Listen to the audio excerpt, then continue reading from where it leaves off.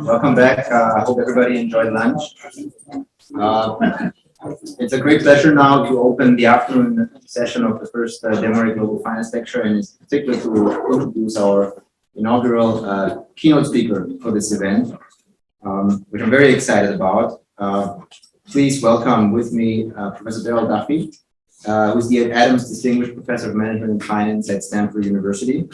Darrell is a leading financial economist, and among the many contributions he's made, both to academia as well as broader policy debates, he's an expert when it comes to market and security design questions. We're very fortunate to have him with us today to speak about CBDCs and other ways to upgrade our payment systems. So we'll first have the keynote address, and then it's immediately followed by a panel discussion where we welcome back McGill, who we heard in the morning. We're very fortunate to have Paul Chilcott from the Bank of Canada with us, as well as a moderator, Brian Gelfand, and that we're going to immediately follow Darrell's keynote address. Until then, welcome, and very pleasure to welcome Darrell to our lecture today.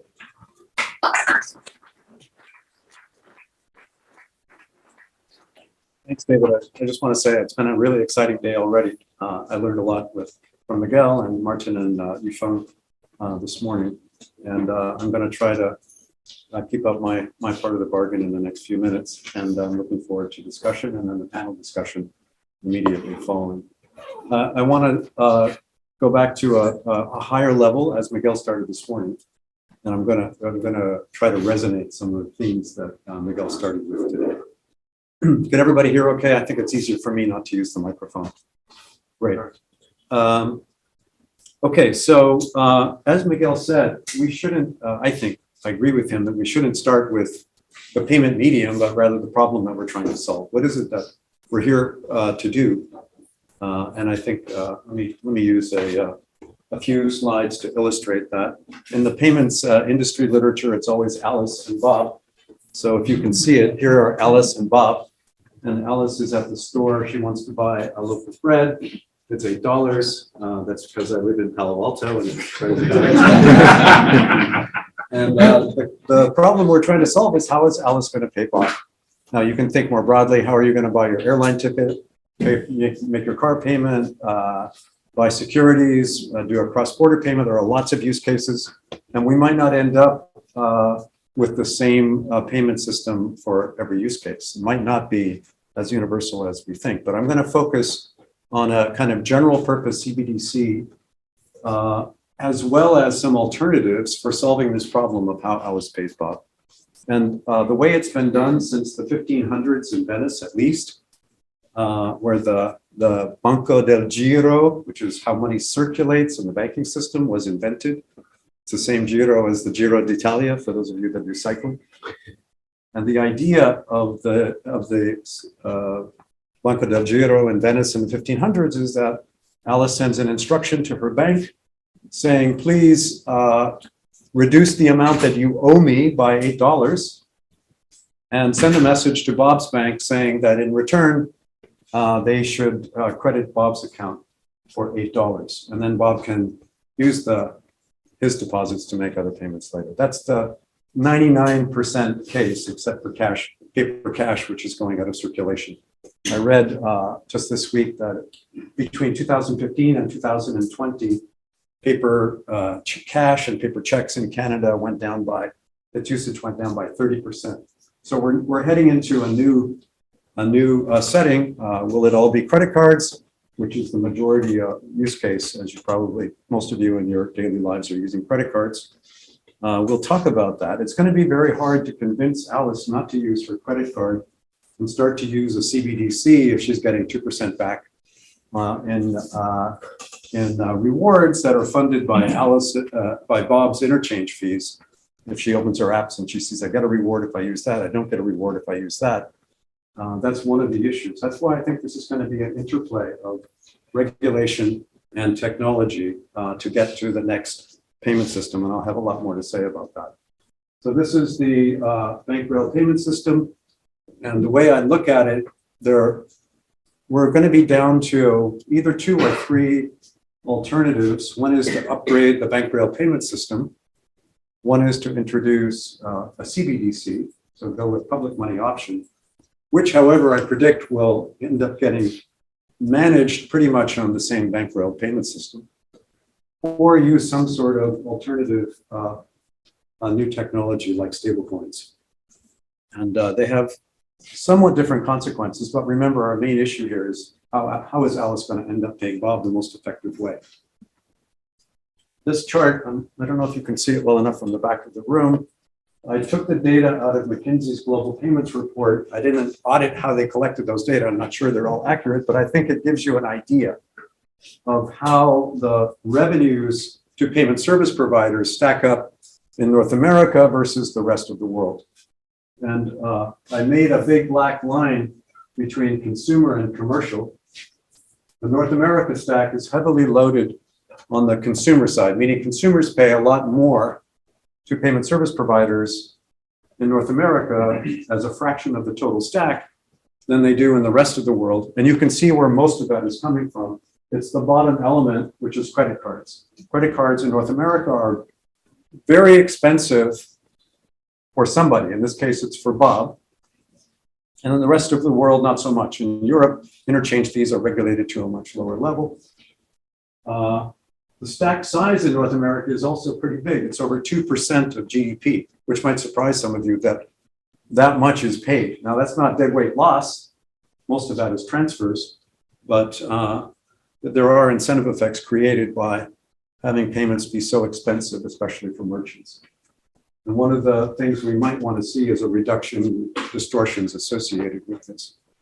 And one's first thought might be, well, if we're going to solve this problem, we need more competition with credit cards. We need to introduce a CBDC or stablecoins or some other fast payment service and kind of compete with the cards. A new PhD dissertation at Stanford University by Lulu Wang has actually shown a somewhat counterintuitive result that if you offer more competition to credit cards, what will the card providers do? They will increase the interchange fees that they charge Bob so that they can give Alice an even greater incentive to use her card to hold off the competition, and welfare goes down.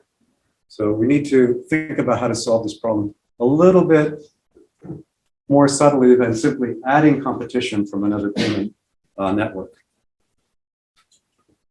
One of the approaches, CBDC. So in this case, Alice pays Bob.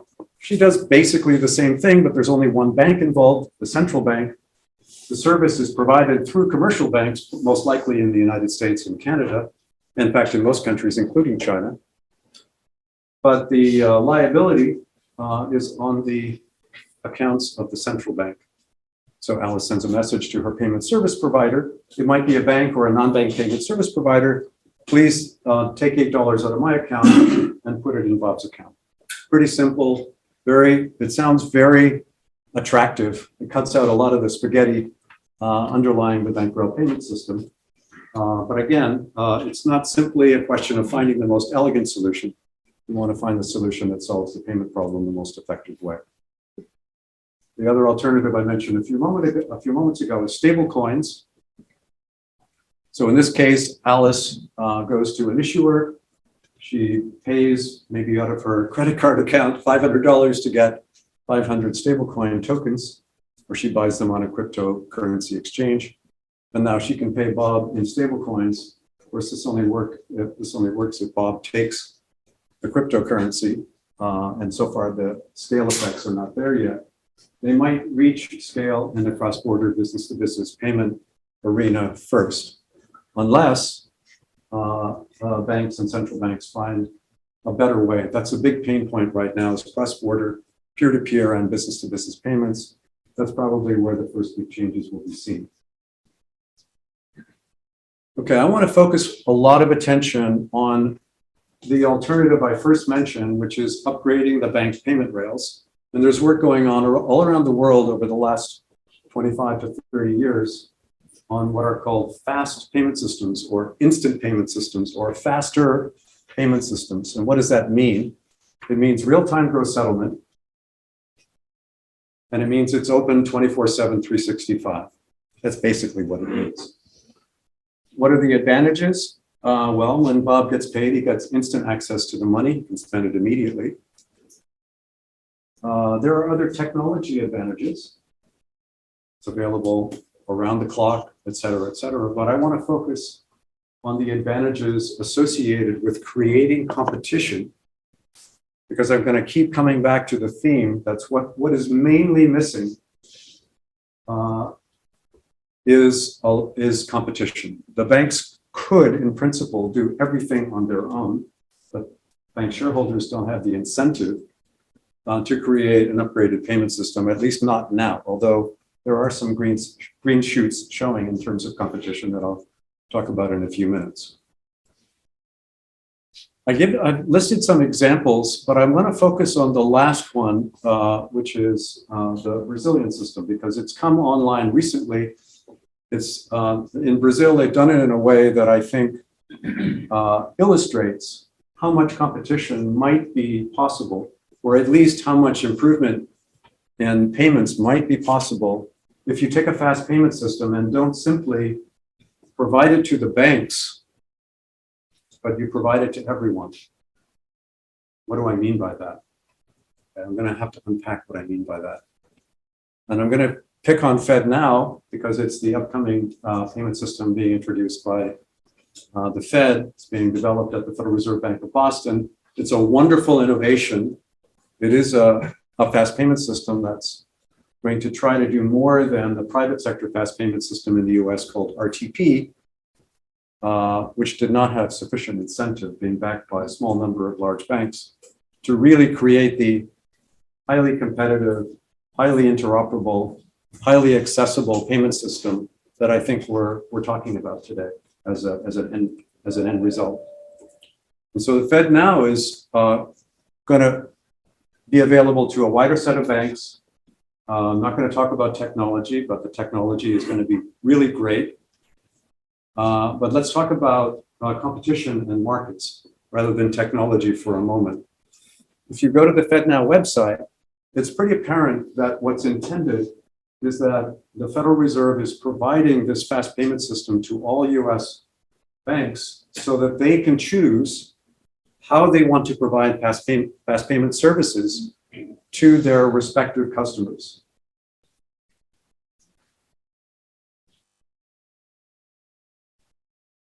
What would you do if you were the head of a large bank and you had the head of your credit card division sitting here, and you had someone in charge of introducing fast payment services that are cheap, bypass credit cards, and have very low fees? Well, you would be in a difficult position because your shareholders might not benefit if you were to provide apps sitting on the same place on the phones as your credit card apps that make it very simple to move money at low cost without generating the kinds of profits that credit cards do.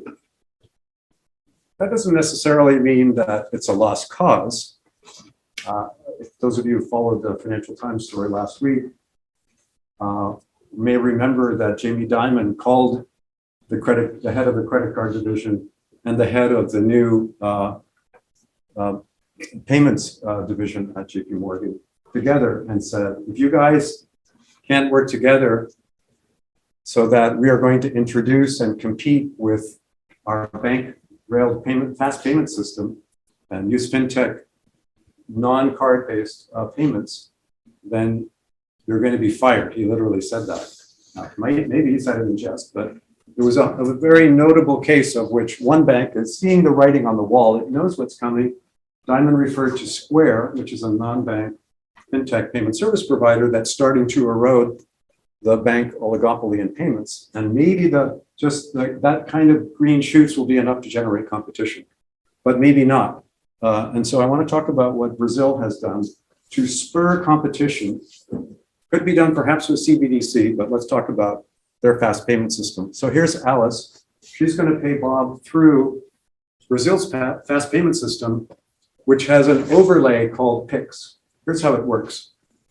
So Alice can make payments initiated on her phone with a universally accessible app in Brazil, anybody that has a bank account or a non-bank payment service provider account must receive a common app from that payment service provider by regulation that allows them to make payments to anyone else in Brazil. Now, when I say anyone, I mean almost everyone. In fact, in a matter of 2 years, almost every adult in Brazil has been making payments on PIX. So you got scale very, very quickly. Alice can, if her bank account provider is not her payment initiator, she can initiate through her payment initiator a transfer just as we had. This is a bank rail payment system, just as we had in the initial diagram that I showed you. But it's an RTGS, real-time gross settlement, fast payment system to Bob with a very, very low fee. It's the cost is 0.0002 per real cent.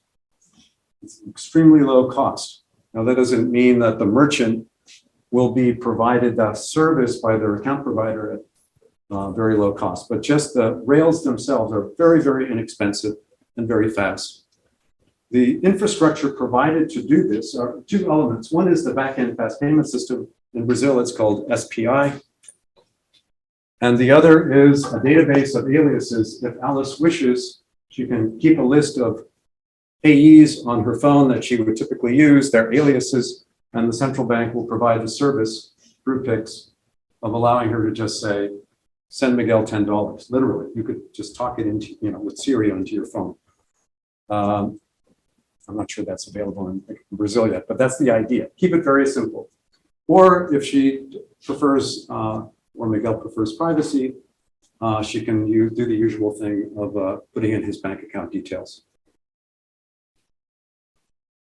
So what's different about Brazil is this rule that says in Brazil, if you have more than 200,000 customers, whether as a payment service provider like PayPal or WeChat Pay or WhatsApp, or whether you're a bank, you must again provide PIX fast payment services to any customer. And because of that, in my view, PIX has taken off like a rocket in terms of the adoption. In just a very short time, it's, as I said, basically dominated Brazil's retail payment system. And other countries have been quite successful with electronic payments. Denmark has had it for quite some time. They've been growing at various paces in different countries from inception. But I think that the secret sauce here to make this really work is this rule that you are required to provide this to your customers on an interoperable basis. Unlike what as I said, the FedNow approach, which so far seems to be you leave it up to the banks how they will choose to provide it to their customers.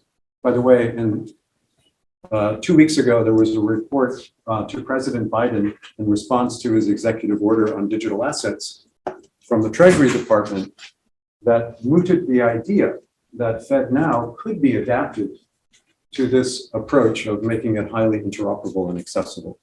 So I think it's not necessarily a done deal that FedNow will only be left up to the banks. I think it's potentially can be provided on a basis which will cause banks to compete more intensely for their customers.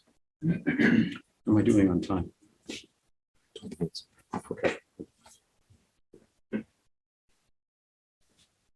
As far as what the merchants have to pay, that's a private market bargain. They're paying low fees in equilibrium to use PIX. They're still paying high fees to use credit cards. This is from a BIS paper by Duarte and Frost and so on. And you might say, well, doesn't that mean that credit cards will basically get crushed? The interesting thing is in equilibrium in Brazil, the total volume of payments done by cards has stayed relatively stable through all of this. Alice is still liking those rewards. What's happened is a whole lot of additional payments are being made. It's not just an issue of you use this or you use that. The volume of payments is endogenous to the structure of the payment system. And in Brazil, everybody is taking advantage of the opportunity, not everybody, but many people are taking advantage of the opportunity to make payments on PIX, which has well surpassed credit card use at this point. As far as financial inclusion, 5 million people in Brazil that had not had bank accounts before PIX have adopted bank accounts. An additional 5 million people that had bank accounts but merely used them to deposit their paychecks and then get paper cash out of the ATM machines are now using digital payments with PIX. So the access, this is again emphasizing the point that McGill was making this morning, access to the payment system should almost be a right. And now the question is, how do you obtain it? Can you do it through CBDC? Maybe you can do it through a private bank rail payment system if you add enough regulation and infrastructure. In this case, the infrastructure is not CBDC, it's the back-end fast payment rails. And the regulation is you must provide it to your customer on a commonly accessible app. And I want to get to one of the reasons I'm kind of passionate about this topic, and it's the topic of Yifeng's talk this morning, which is what is this going to do to the banking system, which is a great concern. I'm going to actually repeat one of the quotes from Yifeng's paper this morning. It's a great concern to central banks that they don't run a chemistry experiment, stir up a bunch of new payment chemicals, and destroy the banking system, which is their main portal to the economy. It's how they do monetary policy transmission. They work through the banks. They don't want to kill them. And they're very protective of them, depending on which central bank you're talking about. So, this was the last time that the Fed got to a local peak in the wholesale Fed funds rate. That's the rate that banks pay each other, which was 240 basis points. That was April 2019. Now that we're back up again, I'll collect the new data, but I suspect they're going to look very much like this. The blue bar is what banks get in interest. The red bar is the interest rate that they offer their customers. This is the national average as provided by FDIC across all banks, weighted by the amount of deposits that each bank has. And you might notice something about the red bars as opposed to the blue bars. The red bars are a lot smaller. The difference between the two is pure profits minus overhead. Subtract the overhead, you get pure profits on the deposit divisions of the banks. And now the question that Yifeng raised in her talk this morning is, what if you introduce competition through the payment system? People keep their money in transaction deposits because they want to make payments. And they keep them in savings because they might want to move them into transaction deposits. Sometimes they keep them there to store money, but it doesn't look like they're doing very well when they do that. So what happens when you run a CBDC into your economy, or you introduce a PIX-like incentive for customers to search much more effectively for the best bargain they can find in the payment system, or you allow them to store their money in a non-bank payment service provider that offers interest, which is the case in Brazil.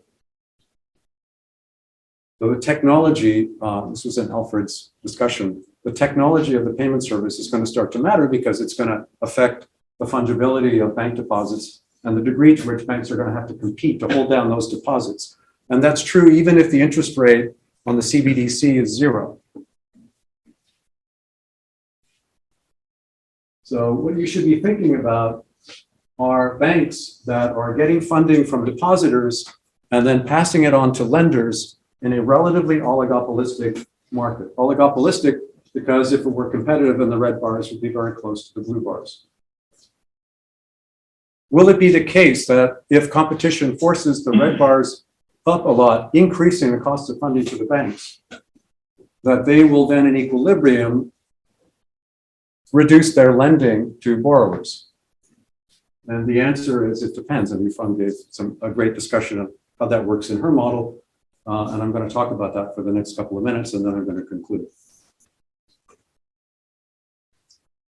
First, personal prejudice is, from a public welfare point of view, maximizing credit is not necessarily the only thing that the central bank should be thinking about when it's thinking about monetary policy transmission.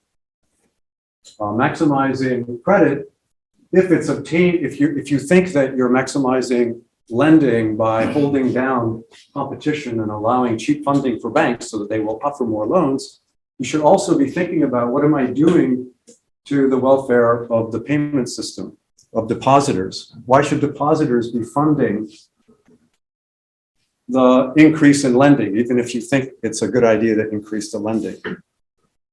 You have what economists would call a failure to match marginal rates of substitution. Something is being lost here. And so there is an issue. So this is the same quote, I think, that Yifeng mentioned. A widely available CBDC could reduce the aggregate amount of deposits in the banking system, which could in turn increase bank funding expenses and reduce credit availability. The BIS and G7 central banks, including the Fed, had a similar quote. This is the fear of central banks. If they were to unleash a CBDC, or I might say a highly competitive fast payment system, then maybe banks will have to pay up for their funding at something closer to market rates, and then maybe they would reduce their lending. I am less worried about that than the central banks are, and I want to explain why. I think I've already passed on some of my skepticism, which is we're not simply in this to lend. Well, the deposit side of the equation matters as well, but there's also the issue of, will it indeed happen that bank lending will go down? And when we talk about monetary policy transmission, is it really good monetary policy transmission when, in order to get market rates up to some level, you have to offer a central bank rate that's much higher? If you had a very competitive payment system and all of these bars were similar in size, then the blue bar would not have to be so big to tighten by a given amount. Hope everybody gets the idea. So monetary policy transmission is improved when you have an effective competitive payment system. Okay, now let me give you only the two extremes in Yifeng's paper, and do it pictorially rather than by solving equations. First, I'm going to go to the case of the small bank in a rural community. It's a monopolist. It's the only bank in town. And it's difficult for people to get banking services in another town. So it's basically a pure monopolist. And because it's a small bank, it can get all the funding it needs from deposits. And if it's lending all of the money that it deposits, because that's all small banks tend to do, they borrow from depositors and they lend to others, then the total quantity of loans and deposits is the same, and banks will set the interest rate that they offer to depositors so as to equate the marginal profit on each loan with the marginal cost of getting funding from borrowers. That's the first order condition for a monopolist. Now, along comes, whatever your favorite central bank is, your neighborhood central bank, and says, oh, we got this great idea. We're going to introduce competition in our payment system. And now more competition means that the marginal cost of deposit funding goes up. Well, you still have a monopolistic bank. It's still going to equate marginal cost with marginal profit. And that means the quantity of loans or deposits they're both going to go down. So banks are going to restrict lending so that they meet their first order condition for profit maximization. That's the extreme case of small banks. What about big banks? I'm going to do this with a different picture. So here is Chase or Bank of America, active in all wholesale and retail markets, blessed with about 60 to 70% of its funding from deposits, which are very inexpensive, but topping up its funding in wholesale markets. That's on the liability side. And on the asset side, active again in wholesale securities markets and in lending markets. And in the scenario I painted for you here, the wholesale funding rate for this bank is 2.4%. The transaction deposit interest rate is a generous 20 basis points. And I'm gonna pick on Miguel again. I'm deciding that it's worthwhile for me to lend money to Miguel at a 4% interest rate. And the reason I'm doing that is, given all the trouble he's causing me, managing the loan and all the issues, it's worth, it's worth it to me at 4% because I'm lending money in the bond market in the securities market at 3.7. That's the trade-off that I find optimal.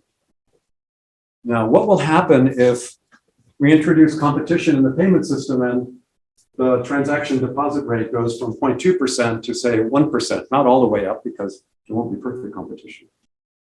Then, well, first of all, deposit funding is more expensive. At a minimum, my bank is going to get less profitable. My shareholders are not going to make as much money because I'm not going to get a huge amount of cheap deposits. I'm only going to get a huge amount of somewhat cheap deposits.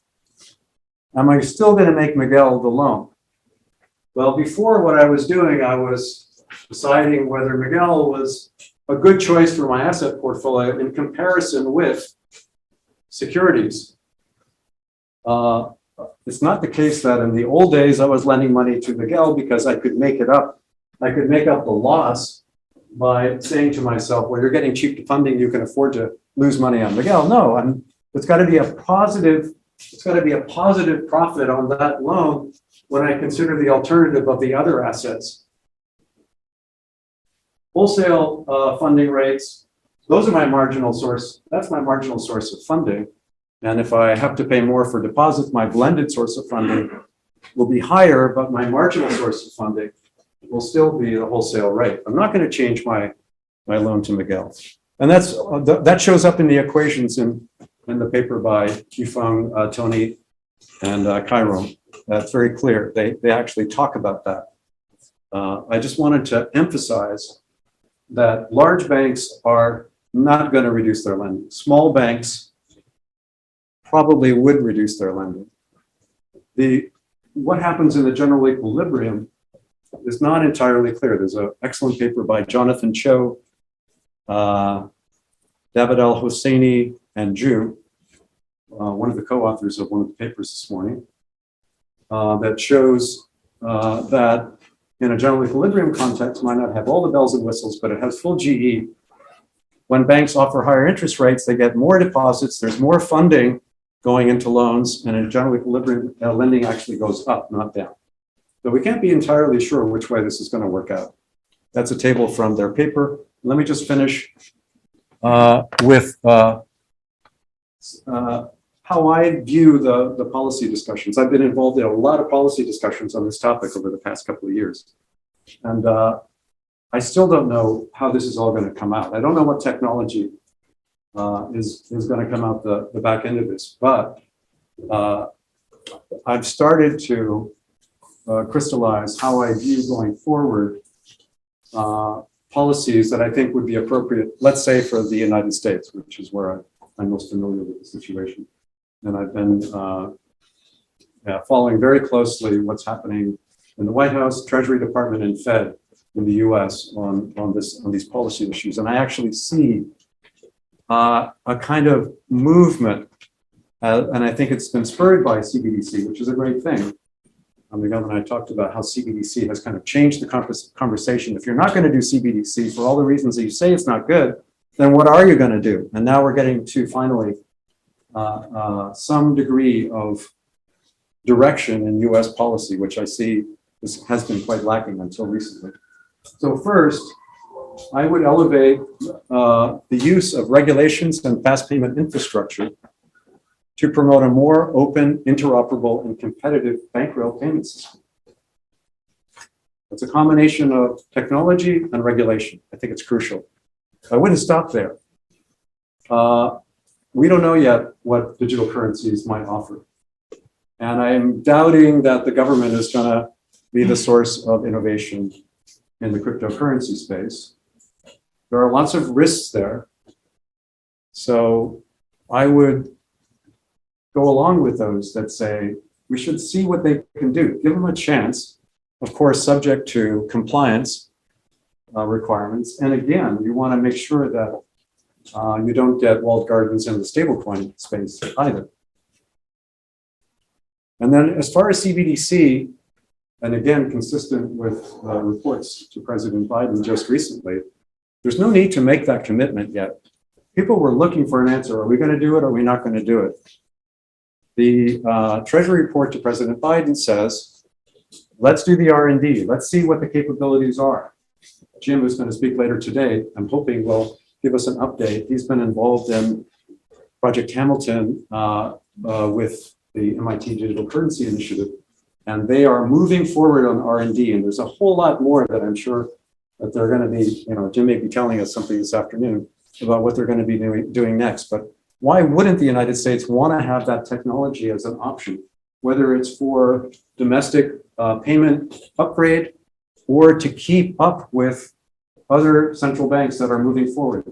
Christine Lagarde at the European Central Bank is not waiting. She's going ahead. What will the United States feel like in international discussions if Europe has a developed technology and starts to use it, and the United States is saying, well, we don't really know what we can do. We have no idea how this actually works, but we think you should wait for a while and we'll catch up.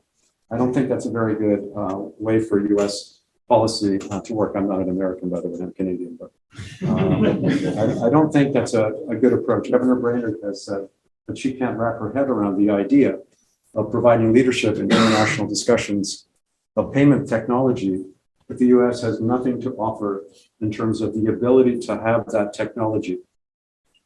On the wholesale side, as I mentioned earlier, there's a lot that can be done. There's a lot of low-hanging fruit, particularly in cross-border payments and in wholesale settlements. It doesn't necessarily have to be done with CBDC. It could be done with private digital currencies. There are a number of entrants like Finality and others. But digital currencies in general could offer quite a lot of economies in the area of wholesale settlement, payment versus payment and delivery versus payment, both domestically and cross-border, particularly cross-border.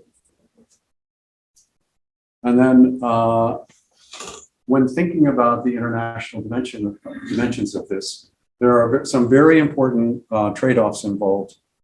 The United States, again, I'm speaking from the viewpoint of what US policy could do. The United States has a difficult conflict of interest. On the one hand, they would love to have the dollar circulating freely globally and shore up the anchor position of the dollar as a reserve currency. There are many recent academic papers that show how valuable that is to individuals in the United States that are raising funding in dollars as US domestic dollar issuers, and how valuable it is to the United States to have the exorbitant privilege of having the leading reserve currency in the world. So that's on the one hand. On the other hand, if you just say, well, everyone in the world, welcome to the US digital dollar, have as many as you like, it would be quite difficult to control anti-money laundering, keeping track of all of those individuals. And you would be invading the monetary sovereignty of a lot of small open economies, maybe even Canada someday, if a digital dollar became the dominant global standard for payments. Canada's a long way from that, but I don't think it should feel immune from dollarization to some extent.